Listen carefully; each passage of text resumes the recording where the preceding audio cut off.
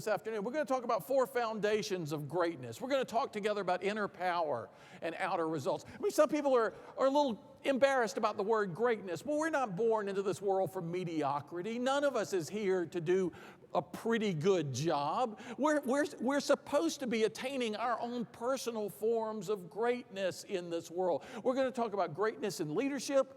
We're going to talk about greatness in life and our relationships. And as a matter of fact, one of the philosophers you named, I want to start with a question he asked. Aristotle, to my knowledge, was the first to ask the question, what motivates us? From the minute we wake up in the morning to the moment we go to sleep at night, what motivates us to do what we do? You know, if we went in downtown Orlando, we went down the street, we just stopped people. What motivates you? What motivates you? I think we get all kinds of answers, don't you? I think we get answers like money, status, fame, power. Somebody might say love. Somebody might say fear. And that's all over the map, isn't it? I mean, have you ever read one of the shortest books ever written about leadership? It's got some of the best advice and some of the worst advice blended together of any book ever written. I'm talking about Machiavelli's famous book, The Prince. Machiavelli has great leadership advice. He invented the idea of leadership by walking around. Be there with your people, hands-on leadership, not at a distance, but up close and personal. He said a lot of really wise things, but he said some crazy things as well, and some things that have undermined leadership in the world ever since. For example, he said this in The Prince. Human beings are motivated by 2 things, love and fear. He then said, love is too fickle, therefore motivate through fear. Do you think any business leaders over the decades have taken that advice to heart? I mean, don't we see that in all kinds of industries? Love is too fickle, therefore motivate through fear. Can fear motivation ever work in someone's life? Can motivation through fear ever work? Well, sometimes, right? Short term. But if in a business context, for example, in wartime, people are motivated by fear to do heroic things they wouldn't otherwise have done, and it's a short-term motivator. And the fear, though, it's not their leaders manipulating them by fear. It's the dangers of the situation itself. If a leader tries to motivate through fear, something interesting happens. First of all, it's short-term. Secondly, it's a minimizing strategy. You know, people resent that, don't they? I mean, if you try to motivate people through fear, people are pretty smart. They're going to figure out the least they can get away with doing while still avoiding the feared consequences. It's a minimizing strategy, not a maximizing strategy. You know what? Machiavelli actually got it right in another book, unfortunately one that nobody reads, a book called The Discourses. He once said, mercenaries never make the best soldiers. What motivates a mercenary? Money, right? Well, if mercenaries never make the best soldiers, who do make the best soldiers? You read a little bit more of Machiavelli and you find out it's people who fight not for money, but for love. Love of their family, love of their neighborhood, their community, their city, their state, their country. See, when Machiavelli said love is too fickle, he meant the kind of affection we have for leaders that the opinion polls measure, right? You're on top of the world today and in the doghouse tomorrow. There's a form of love that's the least fickle thing imaginable, and that's the relationship we have to our deepest values. The relationship we have to our deepest values. If we can motivate people through their own deepest values, we are motivating through a form of love that is the least fickle thing in life, and it will help people to become their greatest.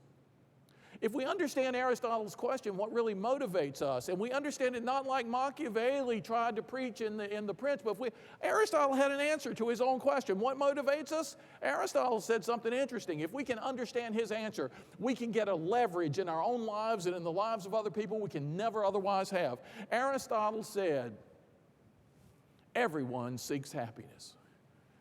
From the time they get up to the time they go to sleep, everybody you work with, everybody in your family, every friend you have is seeking happiness. If we can understand that quest, Aristotle said, well, you know what Archimedes once said, give me a lever long enough and a place to stand, I can move the world. We can move the world around us if we understand the quest for happiness, that we ourselves are own, and that every client we have is own, every associate we have is own. Well, in order to understand this, we've got to ask a question then. What is happiness? You know what? Thousands of philosophers have addressed this topic over the centuries, and they've given at least hundreds of answers. But guess what? Those answers can all be boiled down into three possibilities.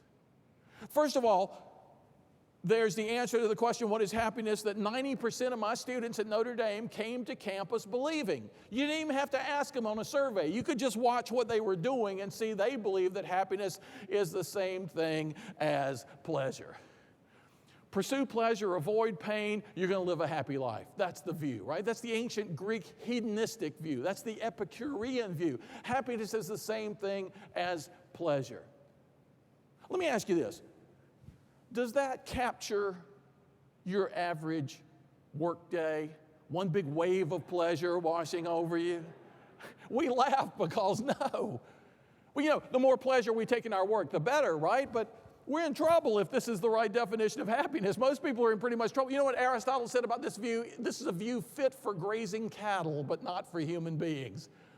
Aristotle, what's wrong with pleasure? Oh, nothing. I can't imagine a happy life devoid of pleasure, Aristotle would say, but it's a small piece of a much bigger puzzle. It's important, but it's not the whole thing. Well, what else could it be?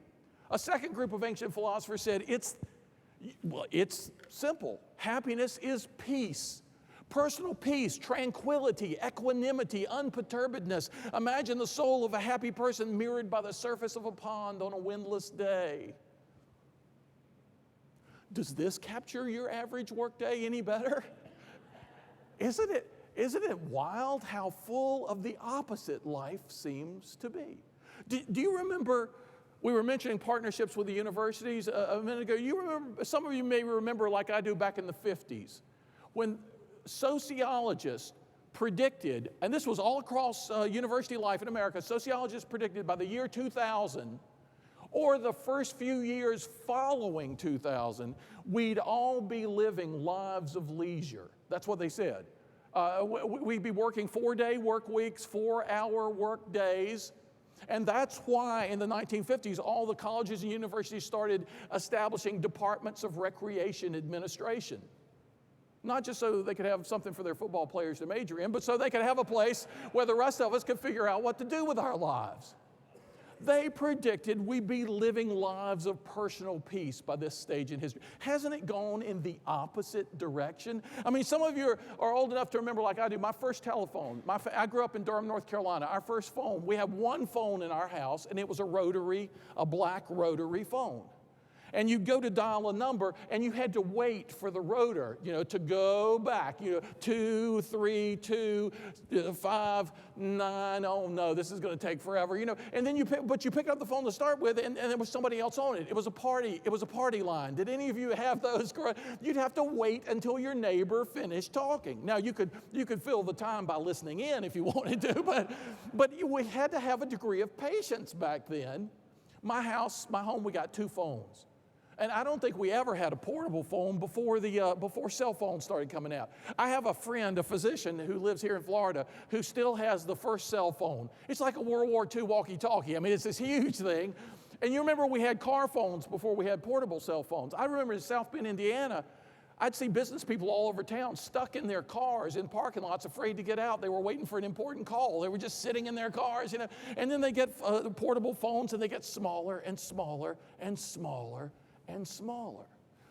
I actually know the CEO of Verizon, and I asked him one day, Ivan Seidenberg, I said, Ivan, I've heard there's a research program someplace in the country to create a cell phone that will be implanted in our heads. Is that true? And Ivan said, that's true. I mean, the receiver will be a cochlear implant. The transmitter will be a tooth cap. Can you even imagine this? Doctor, there's a ringing in my ears. Well, answer it, you fool. I mean, and then what comes next? The intracranial answering machine? Sorry, there's nobody home. Well, obviously, if you've done something like this. Where's it going to stop? Life gets faster and faster paced. It gets more and more stressful. And a man from South Bend, Indiana, he said to me one day, I guess people are doing anything to escape the stress these days, he said. I mean, my son's even taken up meditation. I guess it beats sitting doing nothing. Well, it is sitting doing nothing, right? with the best possible aim in view, this personal peace. Is happiness the same thing as peace?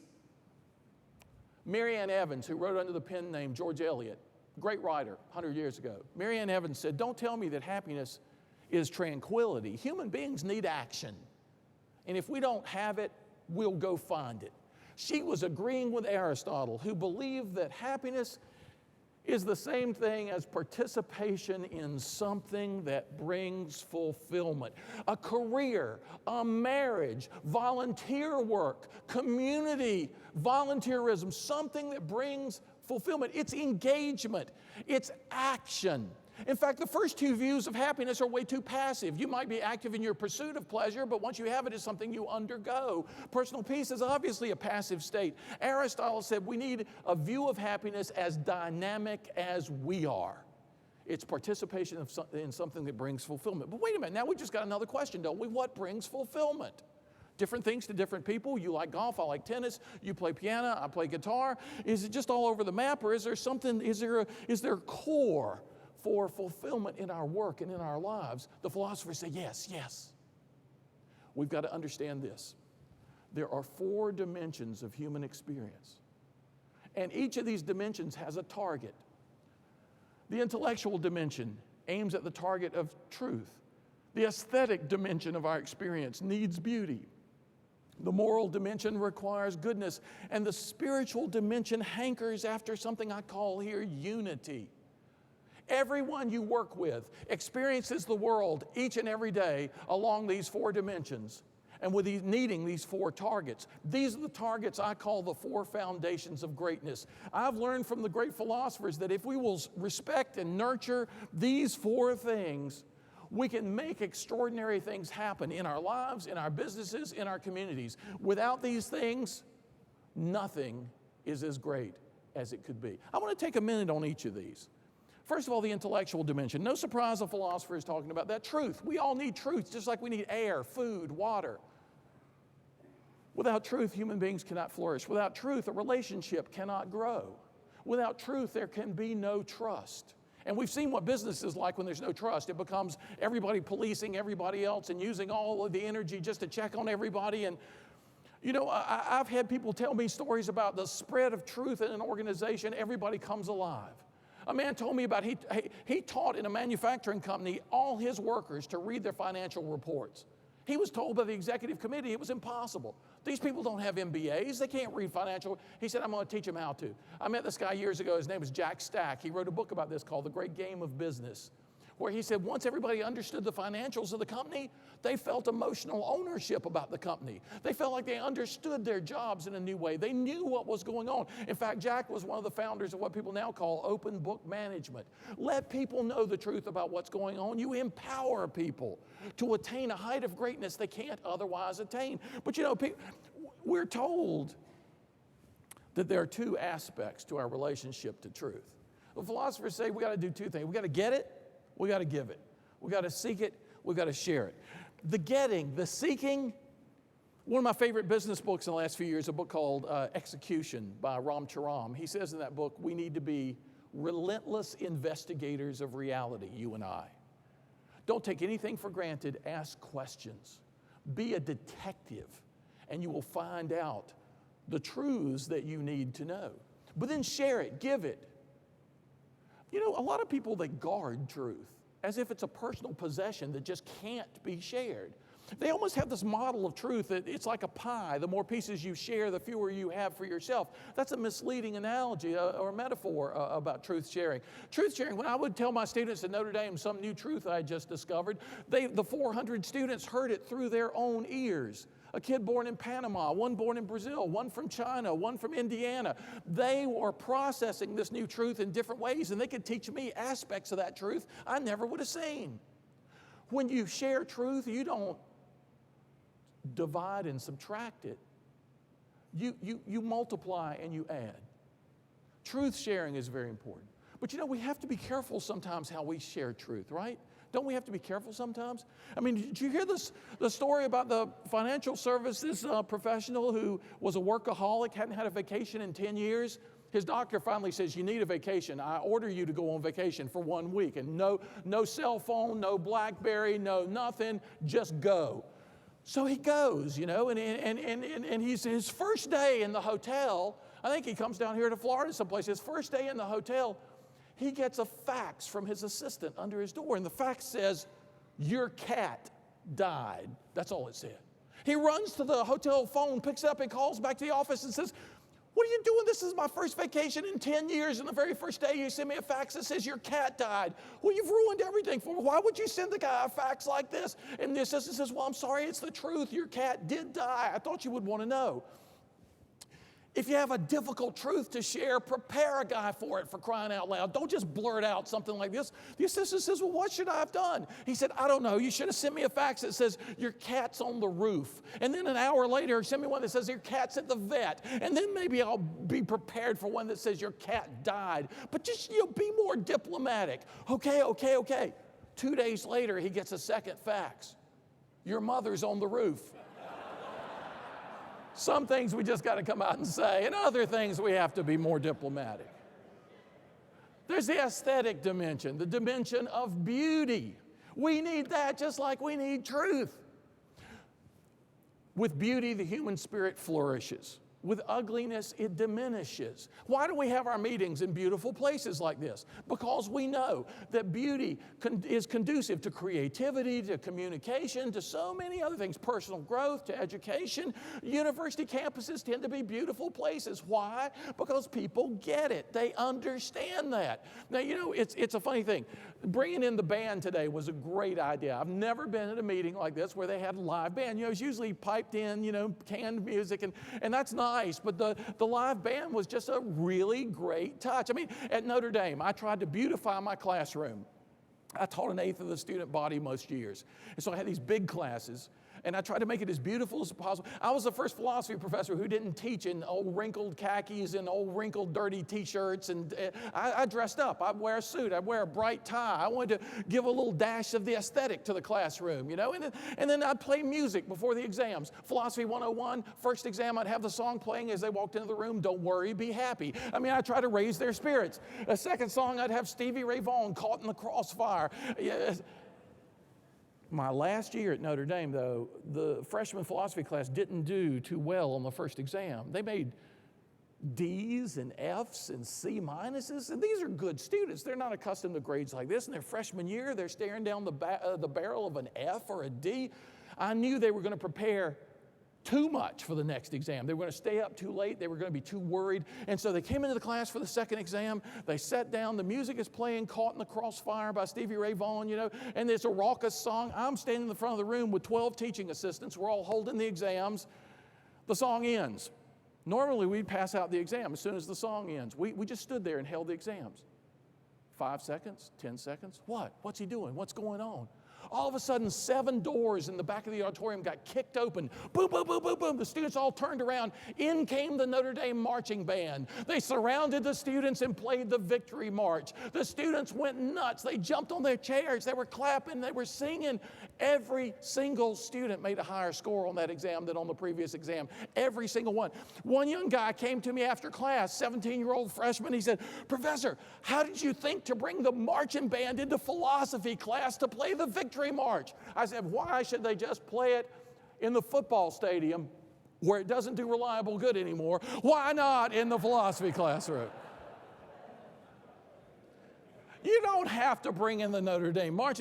I was with a guy, Tom Chappell, founder of Tom's of Maine, personal care products company, toothpaste, sitting with him at Norman Lear's house one day.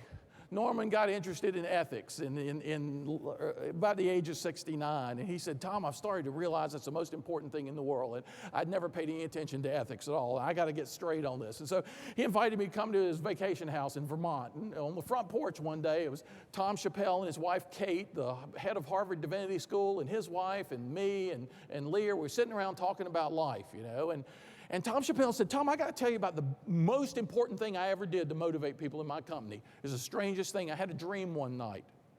I saw baskets of fruit all over our workplace. Beautiful wicker baskets with apples, bananas, oranges, grapes.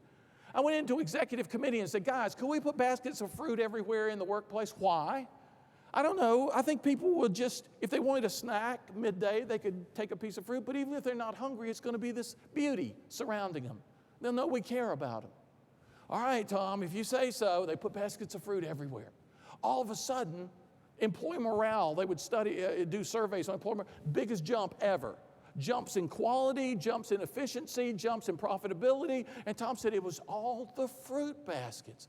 A couple of weeks later, I was in El Paso, Texas, talking to 100 corporation presidents. So I told them about Tom Chappell's story. And one guy said, afterwards, he said, I got to introduce myself. My name's Rick Francis. I have a security system. We did the baskets of fruit thing, too. I mean, in our case, it was because everybody was having a break at 10 o'clock in the morning, having a Twinkie and drinking a Coke, and they'd have this sugar high, and then they'd zombie out all afternoon, and we're getting no work out of anybody for half the day. And I said, we got to do something. Let's buy fruit in bulk, and we'll put fruit all over the place, and people are eating fruit, and now we're getting work out of them all day long. What I didn't know was within a month, we're having people apply for jobs saying, I hear this is the company that really cares about its people. This is the company with a heart. And he said, yeah, that's us. He said, I had no idea all the PR we were going to get from this stupid fruit. He said, it works, you know.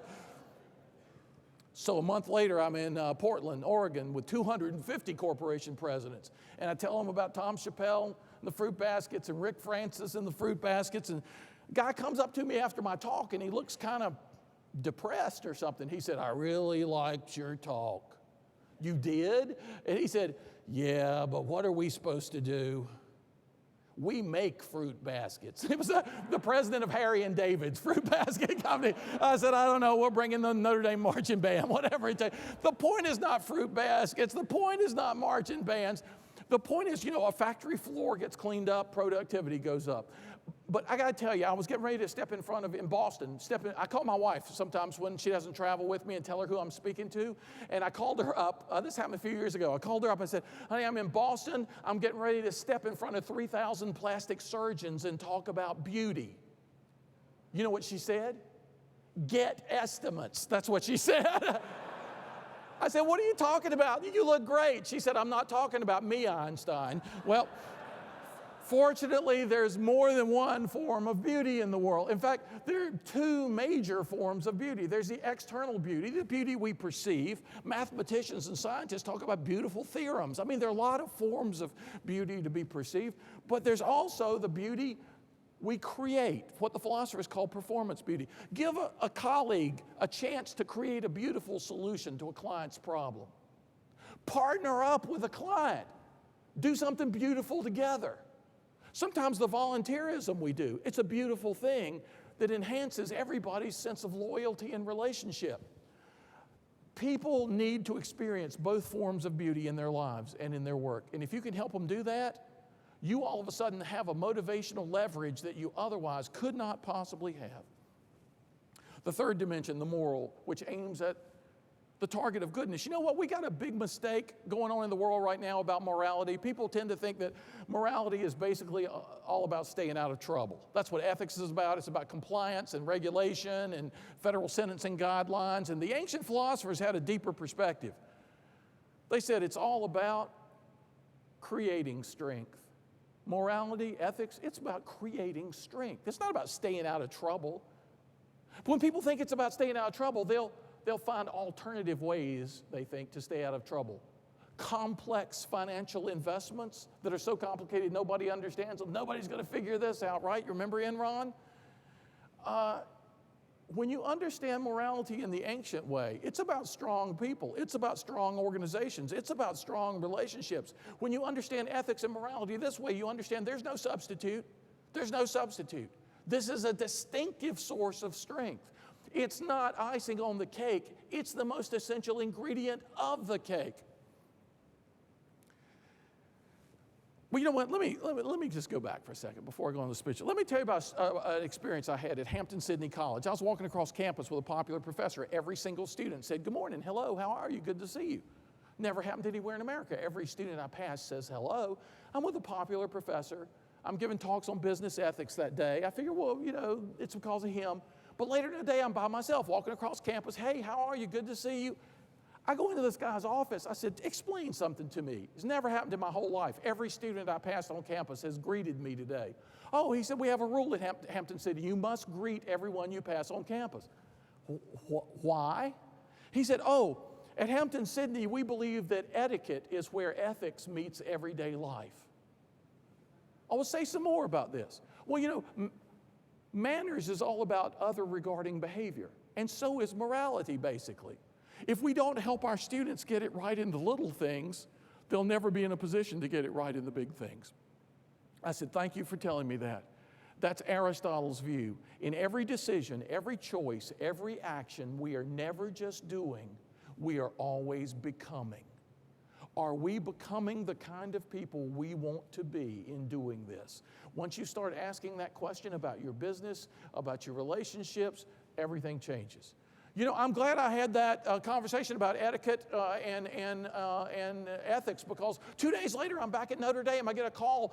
Professor Marsh, this is Daniel Ruth, Chicago Sun-Times columnist. I'm doing a column on rudeness in America, and I wanted to talk to you about it. I hung up on him. No, I'm just kidding. We had a very polite conversation where he asked me if I thought there was any relationship between rudeness in public places and ethical problems. I told him the Hampton Sydney story, and I said, absolutely, absolutely, there's a connection. You know what? The big things in business ethics are really the little things, the small kindnesses, the small considerations. We'll say more about that in just a minute, because they all help connect people. And the spiritual dimension that we have, it's all about connection or unity. I don't care if you're a Methodist or a Baptist or a Catholic or a Hindu or a Buddhist or an atheist or an agnostic. We all have a spiritual dimension of our experience. We need some sense of connectedness with a greater whole. In fact, I did some research on this. What is spirituality? I mean, if I'm not talking about one distinctive religious belief, what is it? What is spirituality generally? I discovered spirituality is all about depth and connectedness. People who see beneath the surface of life, beneath the surface of their jobs, people who connect things up in deep and powerful ways. That's what spirituality is all about. Well, you know what? Truth, beauty, goodness, unity, these things are connected with each other. If you pull one out of the context of the others and try to use it by itself, well, don't some people use truth as a hammer to just hammer away at people? What did the Apostle Paul say about that? Speaking the truth in love. I love that phrase. Speaking the truth in love. Truth is supposed to be connected with beauty, goodness, unity. In fact, it's even been said that goodness is truth and beauty in human conduct. Unity is a combination of all those things. I've come to believe also that each should serve the others. And I've come to see as a philosopher, we all have 4 spiritual needs. Everybody in your family, everyone you work with, we have a need for uniqueness. Everybody needs to feel special, distinctive, important. A need for union, a need to feel like they're part of something bigger than the self. A need for usefulness, which is just bringing your distinctive uniqueness into the service of some greater union. And then a need for understanding. Why are we doing what we're doing? And how do you do it well? I was with a group of people who run sports organizations. The people who run the LA Lakers, the people who run the Pittsburgh Pirates, the people who run the Chicago Bears, all these professional sports organizations, hockey, and I put on an overhead transparency, buzzwords of business success. I didn't even know where I was going with this that day. We were having a conversational meeting, and I said, y'all give me some buzzwords of business success. They started yelling out words: leadership, empowerment, quality, service, followership, maximization, entrepreneuring, learning organizations. Then I put up another transparency, ideal friendship and family life. I said, give me some concepts, some important things for ideal friendship and family life. This room of people that had been yelling out things like entrepreneuring sat mute. Nobody said anything. I said, come on, guys, what makes for good friendship and family life? Were you guys all born in business school? Doesn't somebody have a family in here? Do you have friends?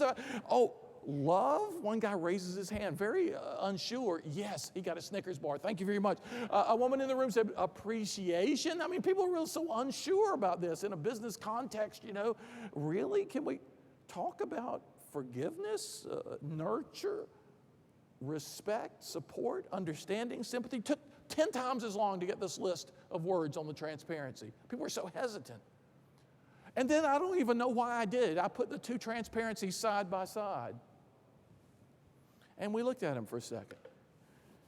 And the guy from the LA Lakers said, "Oh man." I said, "What?" There's no word on both lists. I said, "You're right. What do you think that means?" "Maybe it means the stuff on the left is never going to work the way we want it to until we start taking care of some of the stuff on the right." I said, "Bingo." The great philosophers say human beings come to work every day. Human beings are our customers, are our clients, are our audience members for the sporting world, are our team members. We got to give them some love and appreciation. We got to give them some nurture and respect. We got to give them some, and how do you do? Wow, that was kind of eye-opening for the people in the room that day. Because it's the stuff on the right that helps with that unity we're talking about. When you really think about it, look, there's been one moral rule, one great moral rule in every culture. It says, well, it's applicable to every facet of life. You can find it in every great wisdom tradition. Of course, it's the golden rule I'm talking about. Do unto others as you would have them do unto you. Treat others the way you'd want to be treated if you were in their place. It's not do unto others as they do unto you. Philosophers call that reciprocity. You treat me well, I'll treat you well. You treat me badly, you watch out. That's the way most people live, right, most of the time. It's not do unto others before they do unto you. That's what I call the first strike formulation of the golden rule, right? It's not that. It's treat others the way you'd want to be treated. And nobody explained this to me when I was growing up. Treat others the way you would want to be treated with respect to truth, beauty, goodness, and unity. Those four foundations we're talking about. That's what the golden rule means. Treat other people the way you'd want to be treated with respect to those four things. When you do that, relationships change. When you do that, businesses change. When you do that, you have a form of client loyalty you can't create any other way. When you bring these ideas into people's lives, people are in a business context, let's face it. We're not accustomed to abstract discussions about truth, beauty, goodness, and unity. I mean, what if you went into a business meeting and said, "Well, today I'd like to talk about truth, beauty, goodness, and unity." Everybody would just kind of scrunch up their faces and what? But there's nothing more important. And we as leaders need to take the initiative. We need to jump into the driver's seat and get going with this stuff. In every organization we have anything to do with, in every group of people we're involved with, in our family lives as well as in our professional lives. I kept hearing people at Notre Dame talk about the previous Pope and his last visit to America. I heard the same story 3 or 4 times. You hear the story about the Pope? He was going to Chicago. He was in a limousine. And he says to the driver, "Driver, please drive faster." And the driver says, "Yes, Your Eminence." 30 seconds later, "Driver, please drive faster." "Yes, Your Holiness." 15 seconds later, "Driver, pull the car over to the side of the road and stop it." "Yes, sir, whatever you say." The driver pulls over to the side of the interstate, as a matter of fact, pulls over the side and stops the car. The Pope jumps out of the back seat of this stretch limo, goes up to the door and says to the driver, "Please get into the back." "Yes, sir, whatever you say." "Yes, Your Holiness." "Yes, whatever you say, whatever you say." He goes to the back, he sits down, the Pope jumps into the driver's seat and takes off. The wheels are spinning, there's gravel flying, the Pope is flying down the highway. There's a blue light in the rearview mirror. The Pope gets pulled. State Highway Patrol, Illinois State Highway Patrol walks up to the Pope's car. He looks into the window. He sees who's driving the car. Just a minute. He goes back to his patrol car, picks up the radio, calls dispatch. "I don't know what to do. I've just stopped somebody going really fast, but it's somebody really important." "What do you mean you don't know what to do?" "Give him a ticket, for crying out loud." No, you don't understand. This is somebody really, really important." "What is it, like the governor or something?" "No, much more important than that." "Was it somebody from Washington?" No, much more important than that." "Who is it, for crying out loud?" "I have no idea, but his chauffeur is the Pope."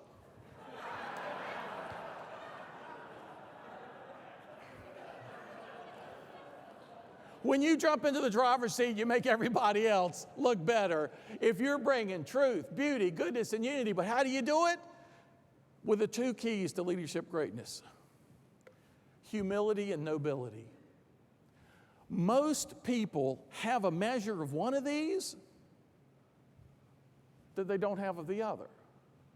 And life gets out of whack. Have you known leaders who were chock full of nobility but had not an ounce of humility?